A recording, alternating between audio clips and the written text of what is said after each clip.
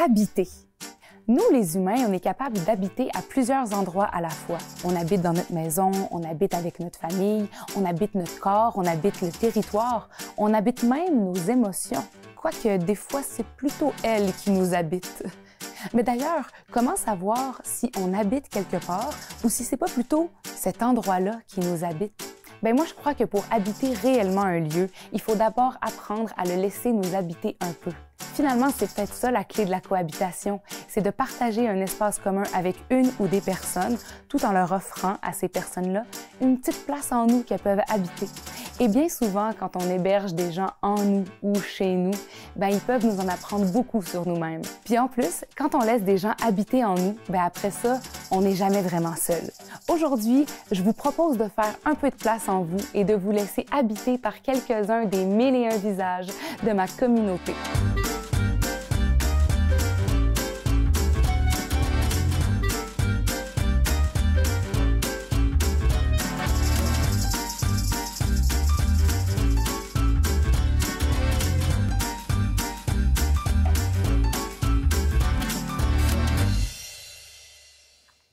Au total, j'ai déménagé 9 fois. Fait qu'ici, c'est la 9e maison. Si on compte pas l'appartement où je suis né. Fait que maison, 9 maisons. Ici, la 9e. Mon père, il est dans la construction. Fait qu'il a commencé menuisier, puis là, il a son entreprise familiale.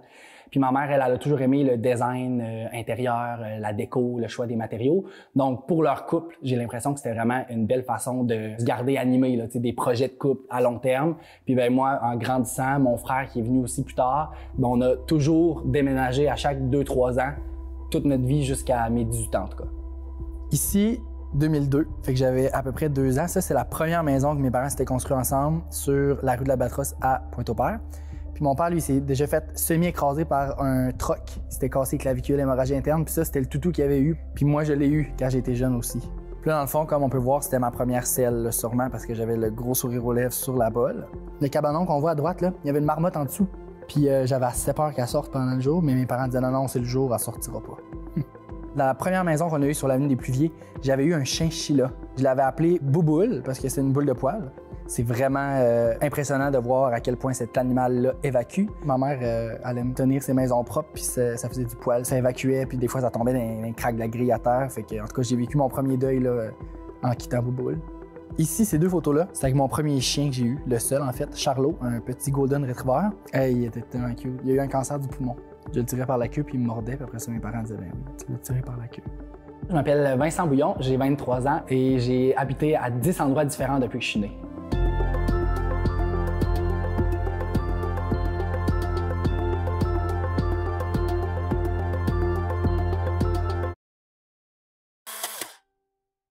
Plus jeune, zéro nostalgie. J'étais vraiment juste dans l'excitation d'avoir une nouvelle chambre, puis d'avoir une nouvelle maison, puis de ce vent nouveau-là. Mais là, avec le vieillissement, tout ça, je vieillis. Je dirais pas non d'aller visiter chacune des maisons dans lesquelles j'ai habité pour voir comment ça a évolué, puis me rappeler des souvenirs. Si je pouvais, je le ferais.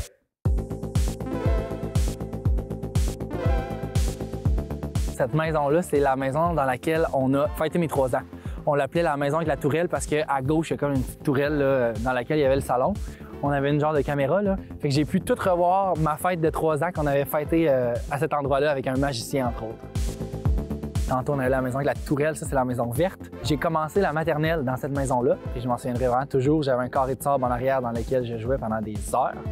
Quand j'en parle, les gens me disent « Hey, t'es peut-être pas accroché à ta chambre, accroché à ton quartier », mais on déménageait souvent dans les mêmes rues, dans le même quartier. Fait que malgré que je changeais de maison, je changeais pas nécessairement d'environnement parce que je restais dans la même rue avec les mêmes amis à la même école. L'autobus 57, c'est l'autobus que j'ai eu quasiment toute mon primaire. Puis là, comme on voit en face, c'est vraiment une place que c'était en développement, il n'y avait pas encore de maison, mais aujourd'hui, on irait dans cette rue-là, c'est plein. Il y a une de nos maisons qu'on avait un escalier en colimaçon. C'était comme un escalier qui faisait ça sur 2 étages. Fait que ça, c'était vraiment... mes amis appelaient ça un escalier de princesse. Tu pouvais le descendre au ralenti, là. T'sais. Quand que moi et mon frère, on est devenus, quand même, début de l'adolescence, mettons. On adorait les passages secrets, les émissions, l'espion, tout ça. Mon père, dans le fond, en construisant la maison, il a fait un trou dans le mur, un rectangle, ça d'eau. Fait qu'on pouvait passer dans le garde-robe de l'autre. Fait qu'on pouvait aller dans la chambre l'un de l'autre sans sortir nécessairement de la chambre. Puis il y a un Halloween en particulier que j'étais dans ma chambre, puis mon voisin m'avait fait un coup avec un masque puis un couteau ensanglanté. Il avait passé par la chambre de mon frère, passé par la trappe secrète, ouvert mon garde-robe.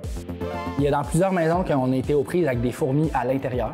On a eu des poêles, comment on appelle ça, des poêles en bon français? Des poêles. On a eu des foyers dans plusieurs de nos maisons, donc on allait chercher du bois de chauffage dans le cour en arrière, puis souvent les fourmis arrivaient avec le package. Mon père en faisait vraiment une affaire personnelle. On plaçait du borax avec du sucre aux quatre coins de la maison, puis moi je me réveillais la nuit, clic, les petites fourmis qui se promenaient. On est vraiment content d'être débarrassé de ça une bonne fois pour toutes. J'ai déménagé à Montréal pour les études il y a 3 ans, en 2019. J'ai habité dans les résidences de l'UQAM. Donc on était loin d'une belle maison neuve. Une pièce avec la cuisine, la chambre, le salon, tout était melting pot là, puis il y avait une salle de bain. Mais du moins, ça m'a permis de voir autre chose, puis de voir que on n'a pas nécessairement besoin d'une grosse maison pour être heureux. Tant que c'est chaleureux, tant que je suis bien, tant que c'est propre surtout.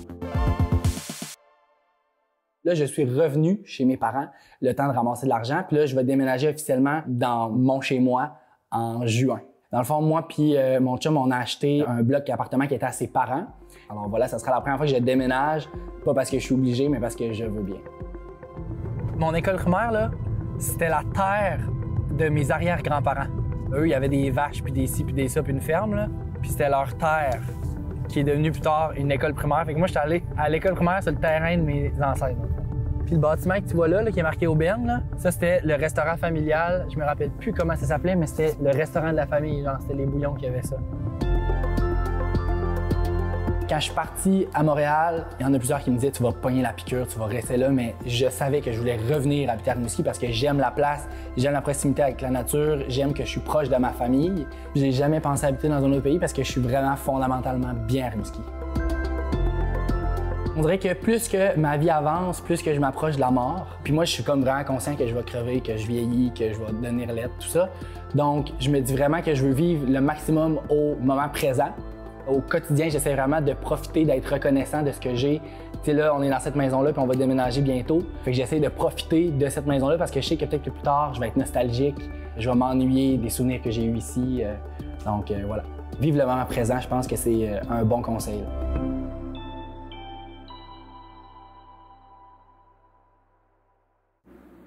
Je suis né à Saint-Gabriel en 1963, puis j'ai grandi sur une ferme avec mes grands-parents et mes parents. Alors, on faisait les grains en famille. Ma mère qui rassemble tout ce monde autour de la table, c'est des beaux souvenirs, ça. Moi, ce qui m'allumait, c'était encore la terre, mais c'était l'allergie aux animaux qui s'est déclenchée à un moment donné, les sinusites de répétition.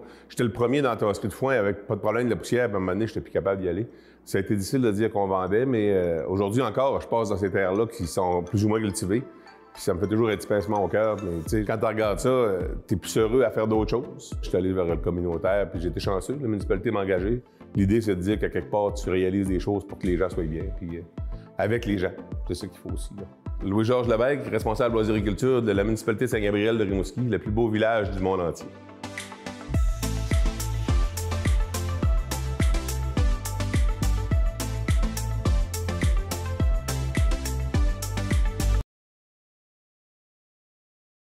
Tu sais, il y a un épisode qui disait à un moment donné, tu prends ta retraite. Bon, peut-être que je vais prendre ma retraite, mais peut-être qu'il y aura des projets, puis j'aurai la santé.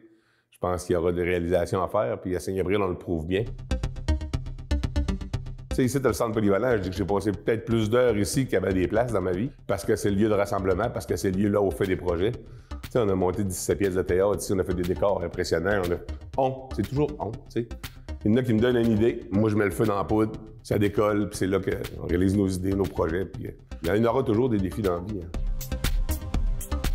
On s'est ramassé un groupe de gens, puis on s'est dit, bon ben go, ça nous prend une patinoire ici, c'est populaire. On a ramassé des sous, on a mis la main à la porte, on a fait des bandes. Tu sais, les premières idées de théâtre, ça a commencé comme ça. Tu travaillais fort de jour, le soir, tu te rassemblais 10-12 autour d'un texte de théâtre, puis tu allais réaliser ça dans 3-4 mois. Je pense que c'est ça qui me portait aussi. L'Église en folie, c'est un bel exemple de spectacle communautaire qu'on a monté 8 fois à date. C'est sûr que quand tu rassembles 35 chanteurs qui chantent dans leur douche, qui chantent dans leur salon, puis t'en fais un spectacle où les gens ont tout du plaisir, c'est le fun de dire que bon, ben c'est là-dedans qu'on profite des bons moments aussi, là. En communauté toujours, là. À Saint-Gabriel, moi, je vis sur une côte. Il y a une vue qu'il y a des gens en vie quand ils viennent chez nous. Le soleil qui se lève sur les hauteurs, sur la montagne Épinel, sur le village de Saint-Gabriel. Il y a plusieurs personnes qui viennent et disent « Moi, j'ai voyagé partout dans le monde. » Puis ces paysages-là, n'enviez pas personne parce que vous avez des très beaux paysages à Saint-Gabriel. J'ai pas voyagé beaucoup parce que j'avais une entreprise laitière, évidemment. Mais je pense que, étant toujours bien dans ma communauté, c'est pas quelque chose qui me manque vraiment. Tu commences à vieillir, tu commences à parler du bon vieux temps. Tu sais, il y en a qui disent « Ah, le vieux radote ». C'est parce que tu as plus de passé que d'avenir, puis là, tu commences à en parler. Tu sais, les personnes âgées qui font des histoires, là, je m'en viens de ceux-là. Habiter, c'est d'être encore à Saint-Gabriel après toutes ces années. Habiter, c'est d'avoir encore des terres assez grandes pour dire que je suis heureux, puis quand j'ai besoin d'espace, je peux en prendre. Les gens étaient visionnaires avant nous autres, puis c'est ça des fois qui nous entraîne quand on dit que tu te sens très bien ici, puis emporté par la vague. Je pense qu'on essaie tous les ans de rassembler tout le monde puis de dire, bon, ben quand tu collabores, peu importe ce que tu fais, tu mets la couleur à un événement. Tout ce qu'on peut créer de beaux moments, je pense que ça va nous habiter pour toujours puis ça habite tout le monde aussi. Tu sais, habiter, c'est un peu vivre chez nous puis vivre avec notre monde aussi. C'est ça, je pense, habiter un coin de pays.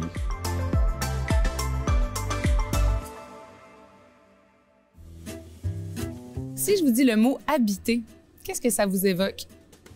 Habitation, Oui.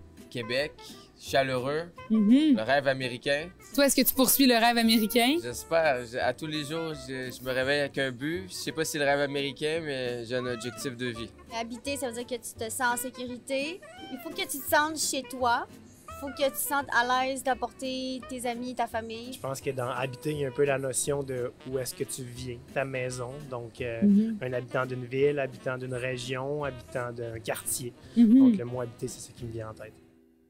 Mon grand-père vient d'Hongrie, puis ma grand-mère vient du Danemark. Ils se sont rencontrés sur un train en Allemagne. Mon grand-père était dans ce train-là, mais il était comme dans les wagons où tu dors, là. Puis il y a eu des soldats suédois qui sont rentrés là, puis ils étaient vraiment sous, ivres, là. Puis ils faisaient plein de cohues. Alors mon grand-père était, bon, je veux dormir, là, je vais monter à l'avant. Puis la seule place qui était libre, c'était en face de ma grand-mère. Ils ont commencé à parler en allemand. Ils ont fini le train, ils se sont échangés des lettres par la suite, puis là, il l'a invité à venir au Canada. Puis elle l'a suivi. Ils ont eu 4 garçons sur une ferme de cochons. Mon père a été élevé sur la ferme de cochons. Mes parents se sont rencontrés au château Montebello, un fermont dans l'Outaouais. Et ma mère travaillait en tant que serveuse, puis mon père était bartender, je pense, dans le temps. Ils se sont rencontrés là. Quelques temps après, ils m'ont eu. J'étais comme, je suis la princesse de Montebello. On m'a enlevé de mon royaume. Ça a vraiment pété ma bulle, là. En vieillissant, là. Mon nom est Mégane Keller et j'ai acheté ma première maison à Sainte-Flavie.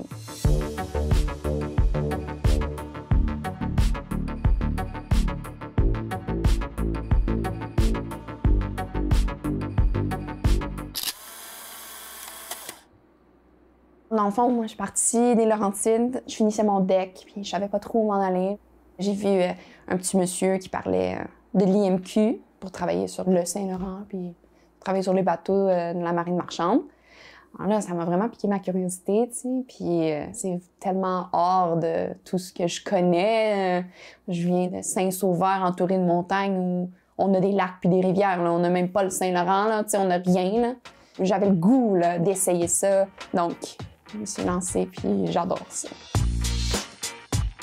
Je suis partie des Laurentides, c'était en plein COVID. Il fallait tout que je fasse mes démarches pour me trouver un logement en ligne. Alors, ça a été un enfer. J'ai signé un bail sans même avoir vu l'appartement. J'ai fait 7 heures de route avec ma mère, mes grands-parents, puis on est allé visiter le cubicule qui était mon premier appartement. Premièrement, mon lit était juste à côté de la porte. Donc, mettons là, que quelqu'un de fou voulait rentrer dans ma maison, dans mon cubicule, puis me poignarder. Là. Il y avait juste à ouvrir la porte puis me stable. Il n'y avait même pas besoin de rentrer dans mon espace. Ah. Mais là, en pleine nuit, là, je voyais les tuiles de ma salle de bain se lever avec le vent sans que je sache que c'était avec le vent. Ça faisait extrêmement creepy. Ah. J'en ris maintenant. De mon quelques mois dans cet appartement-là. J'avais pas de cuisine. Non. J'avais un frigo, puis un micro-ondes. Ah, un petit four. Tu sais, les petits fours des toaster oven, là? Ça, c'était mon four. Ça, c'était mon four. Aïe. J'étais sûre que si mon chum s'en venait, on allait déménager, on allait sortir. C'était impensable de vivre 2 là-dedans. Inimaginable. Alors, on cherchait, on trouvait rien dans nos prix, puis l'opportunité s'est présentée. On a acheté notre petite maison qu'on a ici à Sainte-Flavie, puis on est tombé en amour, là, vraiment. On est quand même étudiants, là, on n'en a pas acheté une grosse maison. Elle a besoin beaucoup d'amour, là, la maison. Mais c'est différent quand c'est à toi, là. Je l'adore, la maison, mais tu sais, c'est vraiment investir du temps, de l'argent puis de l'amour dans cette maison-ci. Puis c'est ça, c'est notre beau projet qu'on a ensemble. Ici, c'était une grange avant. À la base, la maison appartenait à notre voisin qui est en face. Là, quand ils ont construit la 132, ça a comme séparé son terrain en deux. Donc là, il voulait plus traverser la 132 pour aller à sa grange. Donc, il a décidé de vendre sa grange. Et le monsieur qui était ici avant, il l'a acheté, puis il a aménagé la grange pour qu'elle devienne une maison sur 20 ans. Donc, il y a beaucoup de projets un peu peut-être inachevés. Tu sais comment ça devient slim, puis là, ça devient plus large. Regarde là, regarde là. Mon mur est pas droit, là.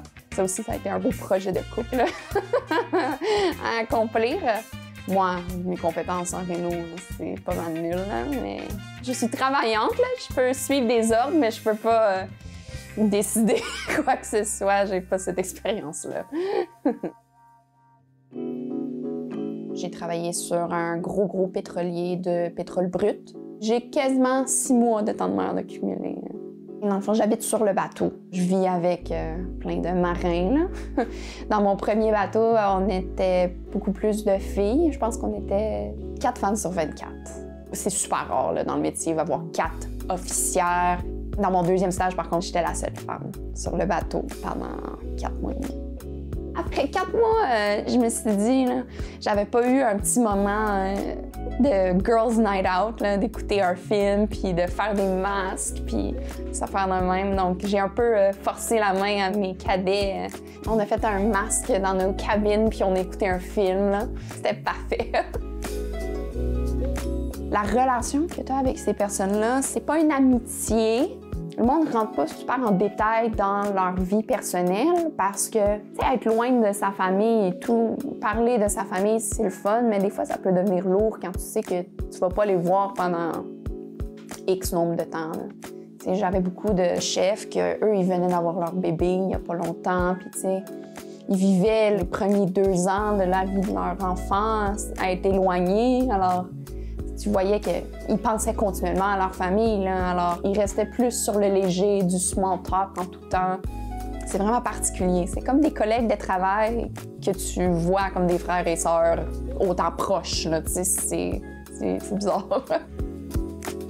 Mon chum m'a suivi ici depuis. Ses parents sont polonais. Ils ont immigré ici, je pense, en 89. Ils ont acheté une auberge. C'était une immense auberge en bois, là, vraiment. Le lac à côté faisait du catamaran sur son petit lac. Puis il y a eu un feu à l'auberge pendant qu'il y avait aussi des clients. Tout le monde s'en est sorti, les parents, les clients. Ça a brûlé là, pendant comme 2-3 jours. Là. Vraiment perte totale, là, vraiment brûlé jusqu'à la fondation. Je viens d'une famille où mes parents se sont divorcés, j'étais quand même plus jeune. À un moment dans ma vie, c'est devenu chez ma mère, chez mon père, puis chez moi, là. Alors, quand j'ai enfin pu habiter ma maison à moi, ça a changé ma vie, là. Vraiment. C'est 2 modes de vie complètement différents. Être sur un bateau, ça amène vraiment une routine. Mais il y a du changement, il y a toujours du changement. C'est toujours différent ce que tu fais. Il y a une sécurité dans la routine, mais il y a l'aventure aussi, là. Tu vois différents endroits, différents ports, différents mondes. Alors que la terre ferme, tu vois peut-être moins de choses jour le jour, mais tu as beaucoup plus de liberté dans où tu peux te déplacer. Ça amène qu'en vivant dans les deux, en habitant dans les deux, tu apprécies chacun. Quand je suis dans l'un et l'autre, j'apprécie le moment beaucoup plus, je trouve.